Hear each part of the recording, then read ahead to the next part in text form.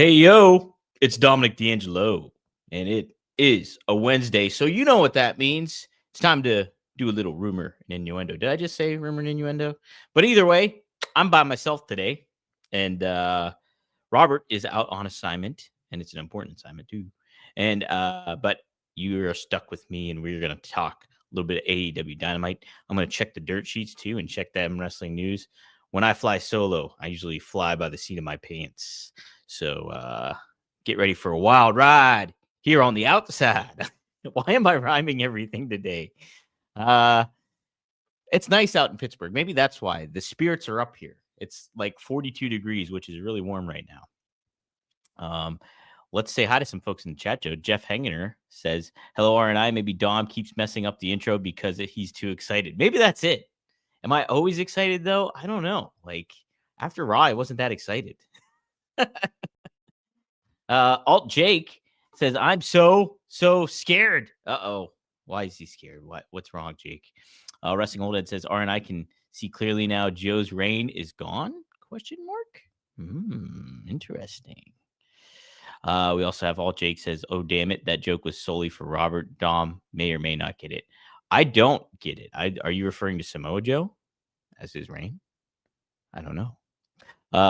Alt Jake also adds, never know with our Dom. You don't know. Did I nail the intro? I did nail the intro. All right. Sweet. Thanks. Michael Watson, shout out. You're not alone, Dom. You've got the chat. That's it. I got the chat. You guys are my co-hosts when I fly solo. Devin Dowling, AO.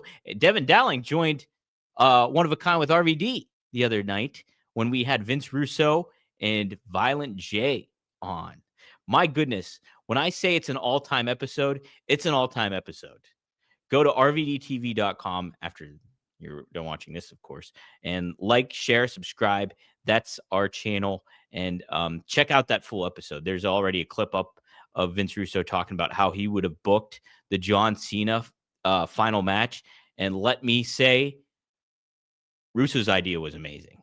It would have been the best way to book John Cena's ending. No doubt about it. Especially if you wanted him to win, go out on a win. You couldn't book a better ending than what Russo pitched. I thought it was great. And yes, and that's, Russo's such a polarizing individual. Obviously, he gets a lot of buzz and everything, and but he knew that's a great call. And let me talk about Russo just for a second. Like, there is that kind of pushback, and obviously he's deliberate in his opinions. He really goes after, WWE, and is very critical of WWE and critical of all wrestling right now. And, he also has some really wild takes some once in a while. But at the same time, too, he's somebody that is respected in the business amongst some people. Like, you look at some of the people that he's worked with over the years and things like that, and maybe like he's polarized himself from some aspects of the business, but like somebody like a Kevin Nash really respects Russo. There's a lot of different names that you can throw out there and that appreciate Russo because they helped their career out. It's something that he did up and down the card was give everybody a story. And you will see that too if you check out JCW Lunacy.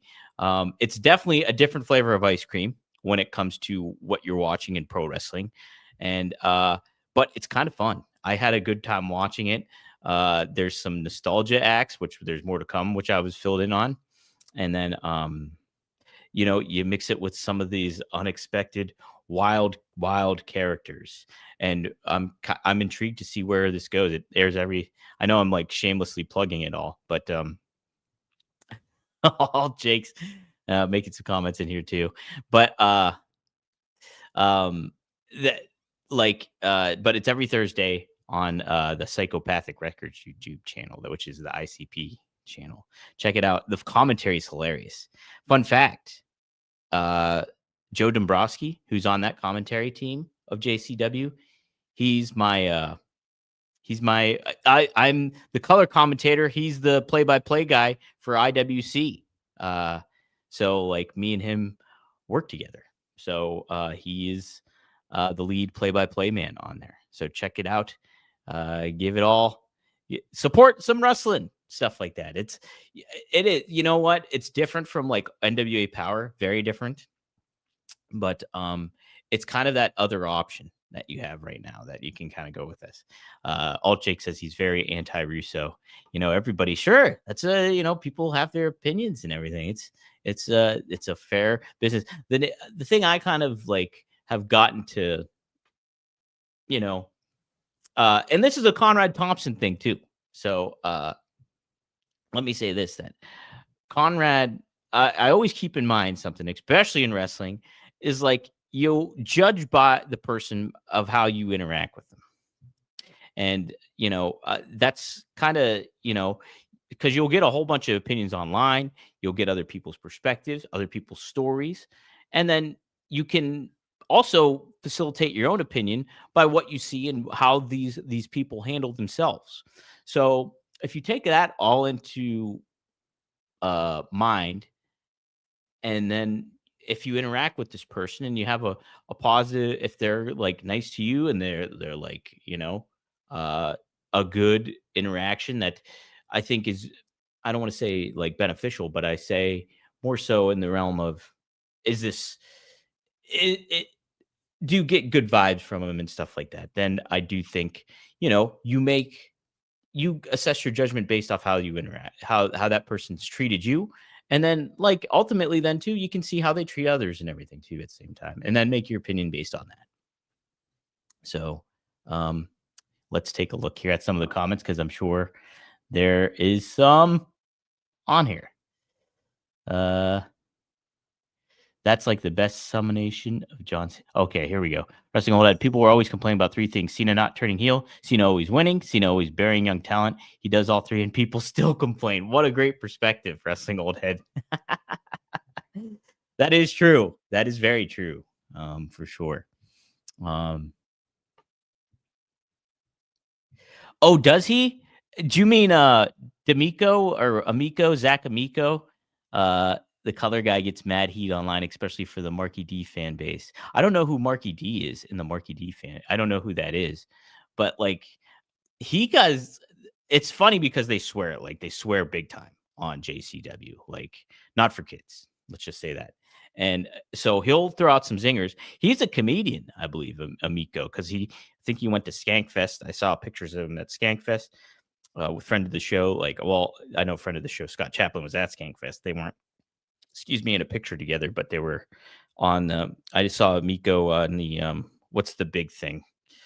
With the Dave Smith, they do the roast kind of thing almost. Is it the Kill Tony thing? Is that what it is? Was he on Kill Tony?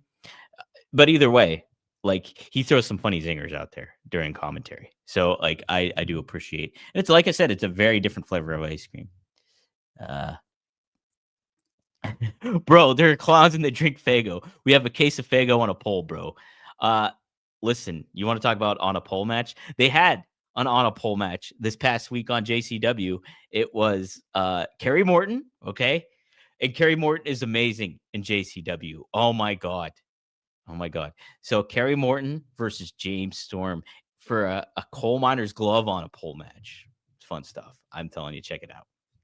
And like that's what they say.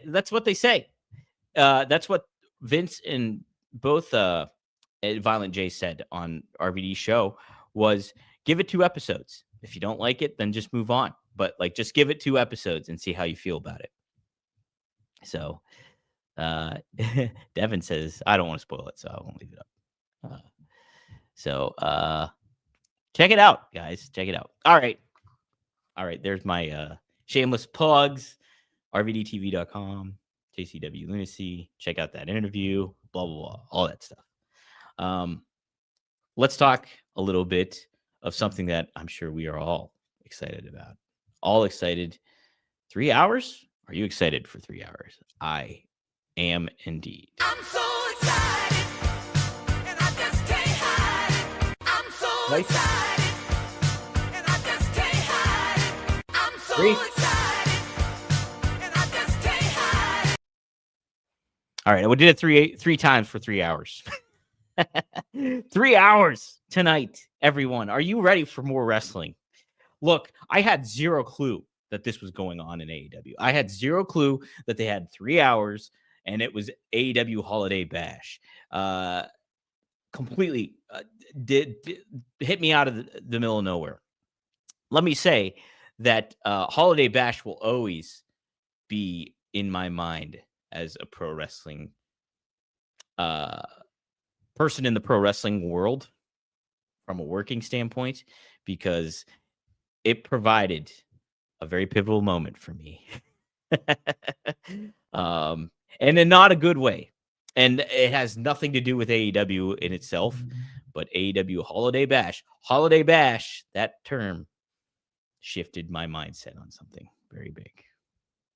That's all I'm going to say, because that's kind of it. Maybe you can piece some of it together if you look at my where I've worked in the past, but it completely pivoted.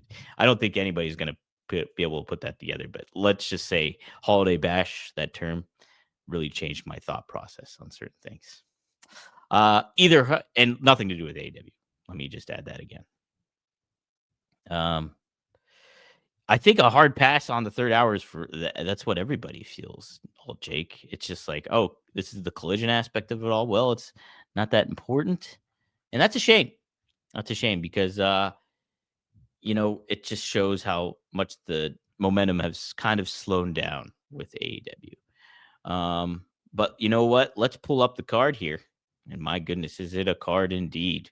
There's a lot on tap for tonight for All Elite Wrestling. Man, they did like the huge graphic. Maybe I can just put the graphic up. Hold on. If you guys bear with me here, I will do the due diligence like I probably should have before the show, to put the graphic up so everybody can enjoy this 3-hour card that we have upcoming. All right. Making the process here. Present or invite an image file. Boom. Look at this. Let's try this out here and see how this visual appears. Adding to the stage. Boom. Look at this. All right. Can we do another? Let's see if I can make this different presentable. Boom. That doesn't do anything. All right. We'll just go with what we had, which was this. And then add to the stage. Oh my God. What's going on? All right. Here we go. Look, let's take a look here. We'll start with the contract signing. Samoa Joe, Swerve Strickland, and Hangman Page. They're getting ready to put the name on the dotted lines, the names on the dotted lines.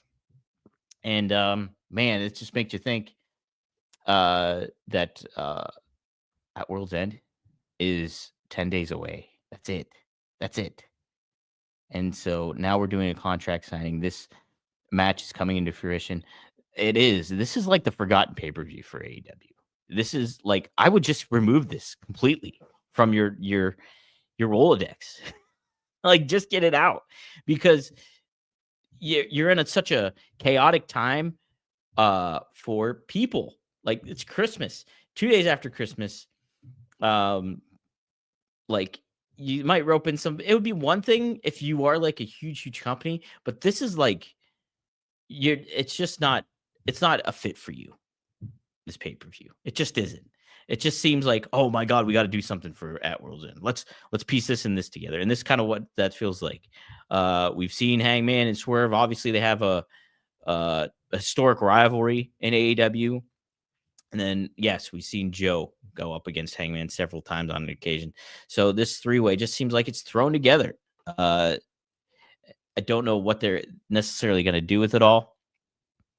But here, we'll answer this important question real quick, though. Devin Dowling does ask, random question, off topic, but crunchy or smooth peanut butter? I'm a smooth peanut butter guy.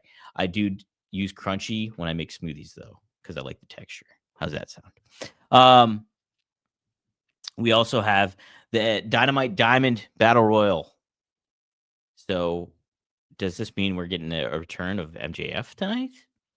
Because he's been the only one to win this thing, right? Am I wrong on that? If they do make it, I hope there is some sort of surprise in it. Because like, you want to make it feel special. And if that surprises MJF returning and then winning again, I'm fine with that. But why don't you make it a return of someone? Or, I don't know, somebody notable shows up. AEW just needs a kick in the behind here, like to get some things going. Because again, this Continental Classic, I like it's fun. Like they've had some memorable matches, but you're just giving them away. And I don't think it's necessarily doing a whole lot to resonate in the world of wrestling either at the same time. Again, though, kind of a different flavor for people. Like you're getting this kind of stuff where you won't get this on WWE and stuff like that, but it just feels ultimately lesser than, because what is the point of this Continental Classic tournament in the grand scheme of it all? We still don't know what the stakes are. You're the Continental Champion. Does that also make you the Unified Champion, or you just they have not explained that whatsoever. Unless I'm missing something and they said something on Collision. We'll get to those Continental Classic matches in here in a second. We have an 8 women's tag. Sorry, I'm like leaning in here. It's Mercedes Moné, Athena, Billy Starks, and Megan Bayne. They're going up against the Babes of Wrath and Mina Shirakawa and Toni Storm. I actually like this match. This is a fun match. You could have, honestly, you probably could have, honestly, if you did this and AEW promoted in the right fashion, you could have made this a main event for your Dynamite show for the Holiday Bash. Like, you got Toni Storm, you got Mercedes, bam, great names right there. Then you got Athena, who's an established name, and you want to establish even further, as you should. Young rising talent and Billy Starks, monster heel and Megan Bayne, and then the Babes of Wrath, your new tag team champions. So I would have really positioned them in the right manner to make that feel like a real big deal. So here we go. We got an AEW World Tag Team Championship. I don't know if this delineates what's on Collision and what isn't. I don't think it does whatsoever. So who knows what this is all on. So we got FTR.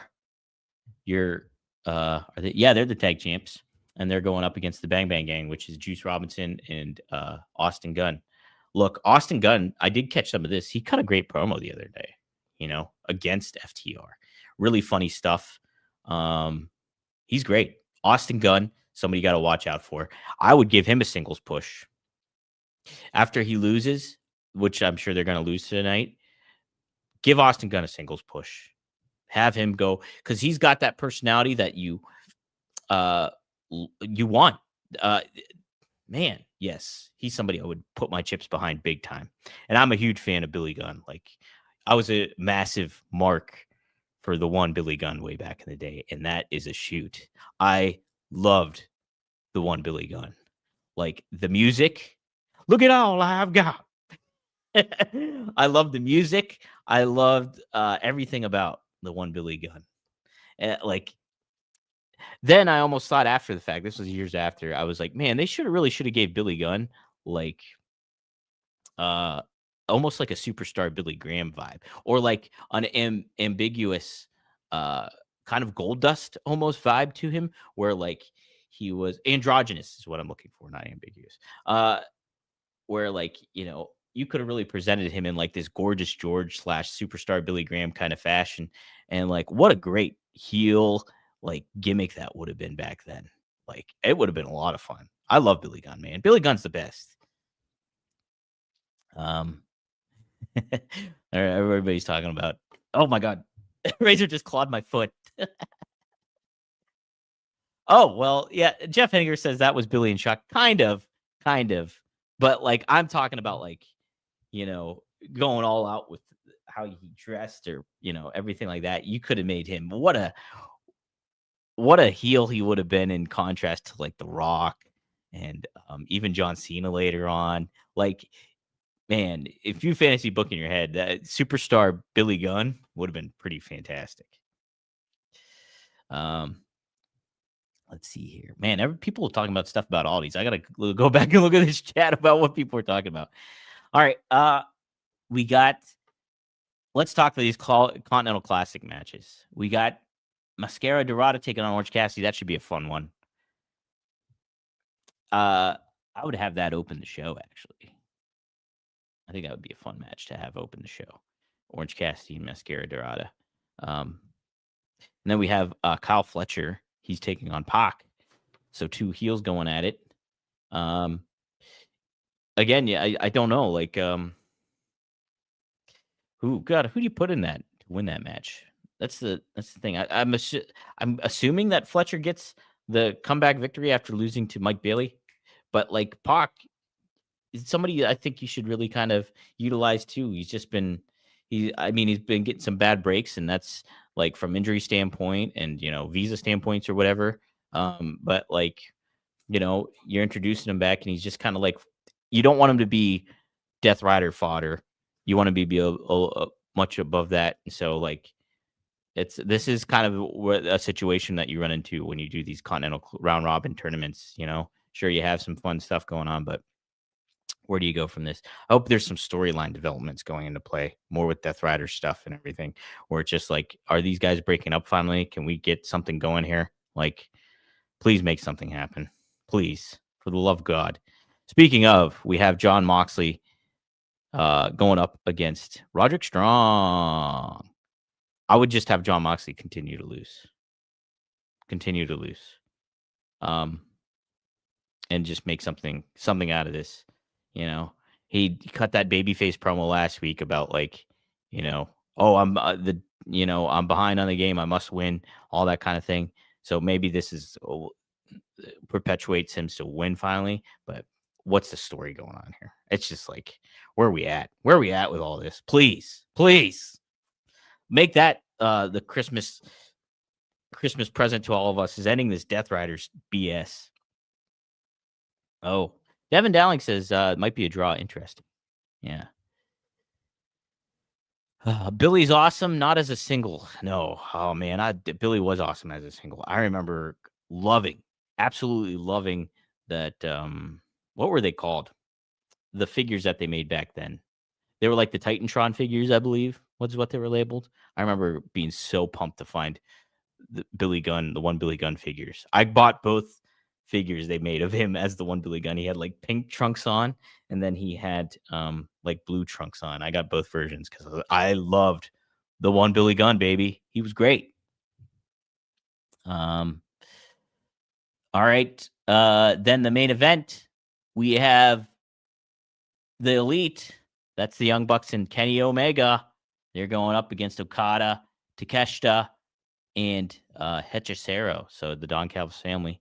Probably going to get some big developments here when it comes to Takeshita and Okada here. So that should be, again, I think this will be a fun match.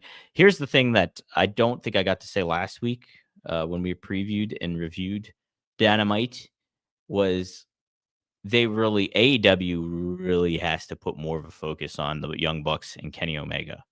Like that they, whether, Robert likes them or not, or whether, some of your fan base, the Cornette fan base and stuff like that. And I don't mean to label it in that manner, but like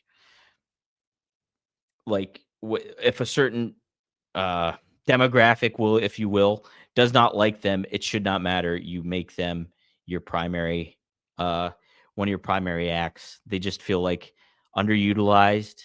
Like, man, maybe that's by their own volition. Like, but look, there's some of your top stars, and you have to really position them in that right manner, because it's just sure, and the graphics an indicator, like they're at the top of the graphic, so yeah, they are, but it's just like they just seem like an afterthought. It's just like, it's you want that to feel like a major storyline, because these were your major stars when your company first launched, and now they're just part of the show, just like everybody is. Yeah, Devin puts it right here. They are the E in AEW.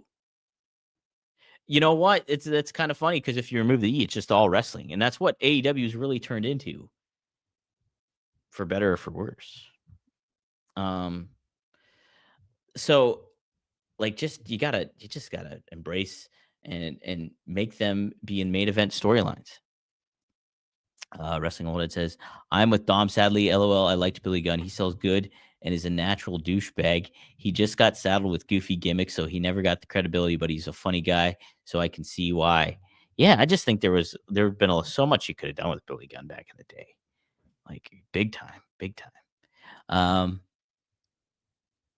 Look at this. See, Sebastian says it too here. Let's see. And yeah, speaking of Eddie Kingston, there's no sign of Eddie Kingston. I understand he just lost, but it's just like flavor of the week.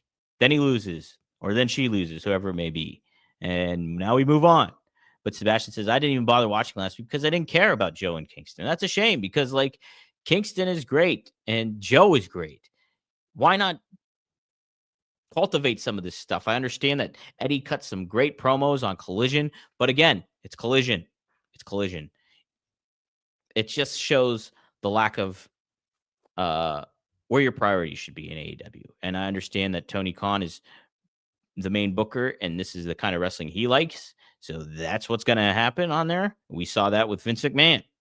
You saw the kind of wrestling he liked, and it was not for everybody. And Tony Khan is sadly not booking for a wider audience. Again, WWE, I think, continues to make some big missteps. When I think I talked about this last night, and Robert and I talked about it yesterday on the show because I did a live thing on Studio One Sports. By the way, go to Studio One Sports, type that in on your YouTube, and subscribe to that channel. That's my new channel. But I did a live 20-minute thing where I talked about Gunther's promo and how it just was not a good follow-up for what happened at Saturday Night's Main Event for Cena retiring. It just did not. So it's just like WWE does some good creative things, I think. From a grand scheme of it all, like I think WWE's a better product.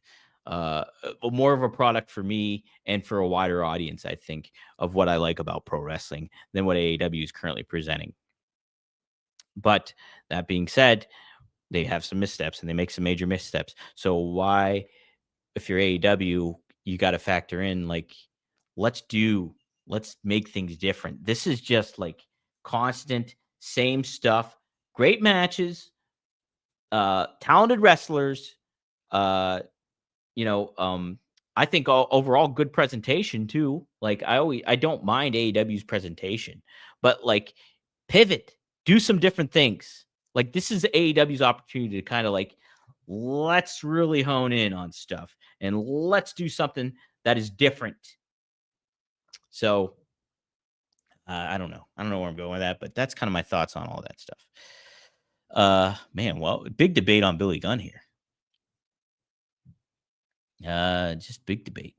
Alt Jake says he can't cut a promo. That's why he did the call in response at the end of the Outlaws bit. I think there's a lane where Billy, I think you could have certainly gave Billy another mouthpiece. Like, him and Road Dogg. Road Dogg was the promo guy for sure, undoubtedly, right? And him being a part of DX was cool too. I don't think DX, the Mr. Ass gimmick and, badass Billy Gunn, I thought that was an awesome gimmick, but like when you move on and you want to give somebody a singles push and stuff like that, like I would have tried to find somebody that really could have been like, what if you paired him with like, I'm just throwing this name out here, like a Trish Stratus Trish was not an Ultimate promo too at the time, I guess, but like, I'm just trying to think of some other names that you could really help maybe elevate him and that person. I keep thinking of a valet that you could maybe have used, or like a diva at the time, like a Stacy Keibler. That was Stacy a good promo though? I don't know. And I know, Mickey James wasn't around. She would have been perfect at the time, but she just was not in the mix at that point in time.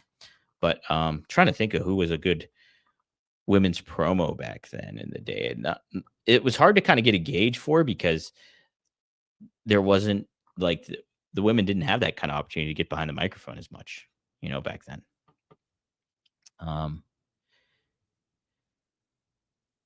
Trish was around though for the one Billy Gunn. Ivory, I did think about Ivory. She wouldn't be bad, and she was good promo, like when she had the opportunities to talk. trying to think who else. Geez, if anybody has a good name from a women's talent, and hey, I'll throw this pitch out here too. It doesn't have to be anybody. If it was somebody in WCW, like at the time, that you could have moved over and gave, like that would have been pretty nice. Luna Vachon, somebody says. Wrestling Old Ed suggested that one. Your point still stands that Billy can't cut a promo. Maybe, yeah, but I don't know. I think there could have been some more work with it. I think there, to an extent, there might have been something where it's just like, hey, you have The Rock, you have Austin, you have all these guys that can talk. I'm sure there wasn't a lot of like development when it comes to people on their mic work. It was a sink or swim kind of every man for themselves, maybe environment that goes on there. Linda, I don't know about Linda. Ooh, you want to talk about who can't cut a promo? Linda McMahon. Who? Yeah, she was not great. Stephanie. What about Stephanie? Stephanie and Billy Gunn. Hey, see, like Wrestling Holiday just said that too. Billy with Stephanie McMahon. That would have been great. Yeah, they would have been really awesome. Could you imagine if you turn Triple H baby face and then you have this this flamboyant superstar Billy Gunn going. But I can't believe I'm fantasy booking. I've seriously thought about this angle for a long time. Like, could you get what they could have done with Billy Gunn in WWE? And now we're booking it right on the show right now. But yeah, that would have been great stuff. I would have been A for that, all for that. That's exactly it. He could have. Wrestling Old Ed said Billy would have had to turn into a rack man. Yes. A Melons man. Mr. Melons, Billy Gunn. Mr. Melons. Oh, man. That sounds like a side character that they could have, like, if I'm trying to think of somebody. If Harvey Whippleman was around, he would have been called Mr. Melons and followed them, Steph and Billy around. Oh, my gosh. Booking this in the Attitude Era would have been something. Jeez. Let's check the dirt sheets real quick before I close this out. We'll go to SEScoops.com, which we're live on their X account. Check out SEScoops.com. I'll give them a plug. They updated their website. It looks really nice. See if there's anything intriguing here that I want to talk about.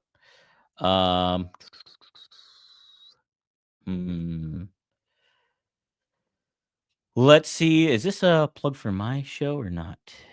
Reading about what RVD had to say. I know Rob was just on TMZ, so I'm seeing if that was oh no, this is probably dang it. Oh, Rob said, what did he said? Okay, so this is what Rob had to say about the John Cena finish. Rob kind of talked about this too on the show that we did too, but Rob said he expected it, I guess. I was just kind of bummed it was over and so final at that moment. There's no going back. They rang the bell. The match is over. It's just like, it's coming, but it didn't make that moment any more enjoyable or whatever. I just was kind of disappointed because I would have liked it to go another 20 minutes. I was having fun. Otherwise, I kind of expected it to happen. So, yeah, Rob, having that wrestling mind, kind of knows how all that thing works and like doing the favor for somebody else and everything. But listen, that final 10 or 15 minutes, however long that sleeper hold session was fascinating, captivating pro wrestling. I just think John Cena should have broke out of it and then got the win. I just don't think the return on investment of having Cena lose is going to be a good return on investment. I just don't. And I think the Gunther promo and what they did after the fact was an early indication of that. And like Sebastian says, I liked that Cena tapped. An argument can absolutely be made, in that realm. I just think it should have been done differently. It wasn't like, if you're the live crowd there, you don't really get a good look at it. And then on top of it too, though, I don't know. The artistic standpoint, I completely get. And I think from like John Cena as a wrestling artist, if you will, and doing what I completely appreciate the creativeness of that. and maybe what the symbolism and the metaphorical figurative standpoint of all would have been great, but in the grand scheme of it being good business, I don't necessarily think it was the right move to make. So from the artist standpoint, I think it's super cool because if you didn't see, and I talked about this yesterday too on my other show, but Cena shared that on Instagram, that picture, that infamous picture of Obi-Wan Kenobi smiling right before Darth Vader ends him. And that was cool. Like that makes sense, right? If you're thinking from the John Cena aspect of things, like I'm gone, now it's your turn. Whose turn is it though? Whose turn is it? Is he talking to the fans? Is he referring to somebody else? That's the thing. Obi-Wan was looking at Luke Skywalker when that happened. John Cena wasn't looking at anybody in particular because there's no big baby face in that looking at Darth Vader ending him. You know what I mean? So that's what's missing from this element all. That's what's missing for this payoff. John Cena's gone. Who's next? Who's the big person coming through? And it needs to be a fresh new face. And you can make a case for like a Jacob Fatu, or you can make a case for a Braun Breaker to turn babyface, and it'd be him to carry the company in a babyface manner in a new way. But I don't think this really pays off. Sebastian says he likes the mystery. Well, I can understand liking the mystery of it all, but like there's nobody to be excited for. It would be one thing to enjoy the mystery if you had people on the rise. Like if you thought about like, and I know I'm going back to a very, very hot time in pro wrestling. And so like there was a lot of name stars, but you thought about all the possibilities maybe for like, excuse me, The Rock when he was with the Nation Domination. You had DX, you had Ken Shamrock, you had let me try to think of some other names too at that time that were kind of on the rise at certain points. I think like people, and this is kind of weird, but like I remember always being optimistic for a lot of names that were really intriguing and fun. Like even like somebody like and I know he's a polarizing name nowadays, big time, but Val Venus, like or like The Godfather. What's next for some of these guys that are on the lower or mid card area? Are they going to be on the rise too at some point? Like there's that like who's going to be the next to step up and get into that position? And so I guess a great name too actually a perfect name, geez, would be RVD. Like, imagine how excited everybody was when RVD showed up with the WCW ECW invasion, and he was as a heel, but people still loved RVD. Like, so there was optimism and there was potential for names to show up and make their own kind of impact. John Cena's smiling, tapping out, looking at no one in particular, though. And that's where he left us. And that's the sad of it all. That's the sadness of it all and the bummer of it all, because John Cena's gone. Like, Randy Orton's, obviously in his twilight of a career, and AJ Styles, obviously. CM Punk is mid 40s. So he's on the tail end of everything, wrapping up at some point or another. Cody Rhodes is currently the present, but that's not lasting. And his title run right now is not packing a punch as much as it should be. So I think that is where I'm at with all that stuff. So I guess that'll do it for me today. Let's take a look at some of your chats here. What people are saying. I don't want to. Let's see. Didn't Orton Hogan put over Lesnar. Hogan tapped out to Angle. So I do think, yeah, no, maybe he didn't put over Orton, but I think kind of that story was Orton was the legend killer, and maybe he didn't beat Hogan. I wasn't watching wrestling at that time. I was thick in the action of college, so like it wasn't on my radar as much. I mean, I took some exceptions for like one night stand and stuff like that, but ultimately I kept light tabs on wrestling at the time, so I don't know all the ins and outs of like from basically 03 to 2008. I was kind of out of wrestling for that amount of time. I know, and like Sebastian here is talking about, like, you're supposed to put somebody over, especially if you're old. You're supposed to make the future stars, not just by bearing the hot heels. I just think Cena winning, you would have put over other people. He still would have put over. Think about Dom Mysterio. Robert has said this several times on this show. If John Cena beat Gunther, the last person to beat John Cena would have been Dom Mysterio. And imagine the chip on his shoulder that Dom would have moving forward for the rest of his career. I was the last person to defeat John Cena. And just by that, you put heat on a big on a name that's on the rise. Is Dom. No, I Dom has that attitude where what's likable about him is like this like laissez-faire kind of attitude. So like I don't know if he would fit that John Cena position moving forward as the face of the company, but man, he's a big factor of it all too. So I'm just thinking in the moment here.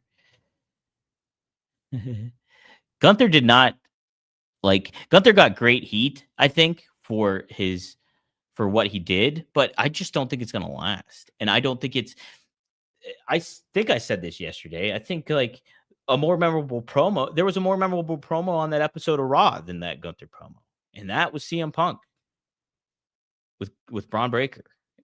So it's just like, who is going to step up here? Who's going to step up here? Is it? So Kami also adds that it was obvious he was going to tap. I don't know. I don't think it was. Like, I think they made it, and like I think this adds to the effectiveness of the match and even the outcome, that like I was kind of pretty confident. I was like, Cena's gonna get out of it. Like, this has been a fascinating 10 minutes of him being in this sleeper hold, and what quality thing, what a pop and reaction he's gonna get when he powers up Gunther, hits him with the FU or the attitude adjustment, and we get the 1, 2, 3. So I don't think it was obvious. It just was really flat. The air was let out of the room. So, okay, so Jeff Hanger provides clarity. Hogan beat Randy at SummerSlam that year. So SummerSlam of 2006. Yeah, that's what I remembered too. I remember seeing the RKO onto the trunk of the car. I remember that for sure. So, that should do it, I think. Let's see. Gunther about to retire. Oh, Gunther about to retire, everybody. Sorry, I'm just looking at comments. All right, I went 45 minutes. That's pretty good, right? Jeez. Maybe it's too much. Somebody was trashing me on my other show that I did. I did the live reaction or the live show late yesterday talking about the Gunther promo. And some guy, Hong Kong Huey, like Hong Kong Fooey, like the cartoon. I was like reading in time. I didn't like read ahead of the comments, but like he was just trashing me. He's like, nobody wants to tune into this. I'm like, thanks. Yeah. Well, I was like, he's like, what are you doing? And I'm like, what do you think I'm doing? I'm doing a show. If you guys want to see that, go to Studio One Sports on YouTube. Check it out. And support that channel. Like it. And subscribe to it. And help it out. Help it out. Because I'm trying to build some stuff with that. We're going to have some fun live content on there for sure, too. Not just involving me, but other people as well.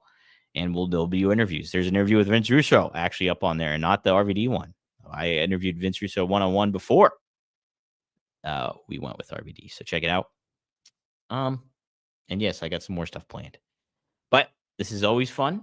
And you can catch me and Robert every Monday through Friday here on the WD Creative _ish X account, the at Dominic D'Angelo X account, the at SE Scoops X account, at the podcast Heat X account. Also, you can catch us on the Oh You Didn't Know YouTube channel, the Podcast Heat Wrestling YouTube channel, Ad Free Shows YouTube, and on the Rumor and Innuendo YouTube channel. So support us all in that form or fashion. Check out that Violent J and Vince Russo chat RVD and I had at rvdtv.com, and help support that channel as well. Thank you all for tuning in the chat. You guys are indeed my co-hosts when I fly solo. I am a chaotic mess, I understand, but I appreciate everybody that joins in and chimes in here. and can't thank you enough. So you guys make it fun, and that's why I do this day in and day out. All right. Best of luck in your future endeavors. And yes, like Michael Keaton says, I am Batman. Shh.